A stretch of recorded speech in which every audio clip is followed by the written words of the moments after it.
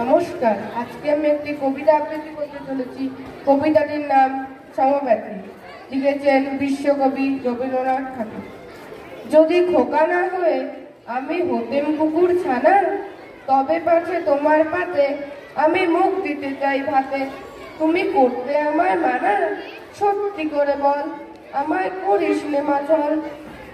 বলতে আমায় দূর দূর দূর, কোথা থেকে এলো কুকুর। যা মা, তবে যা মা, আমার কোলের থেকে নামা।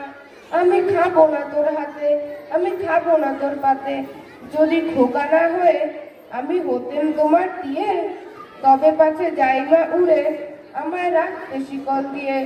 সত্যি করে বল আমায় করিস নে মাছল। বলতে আমার হতভাগা পাখি, শিকল কেটে দিতে চায় রে ফাঁকি। তবে যা মা, আমায় ভালোবাসিস নে মা, আমি রব না তোর কোলে, আমি বনেই যাব চলে। নমস্কার।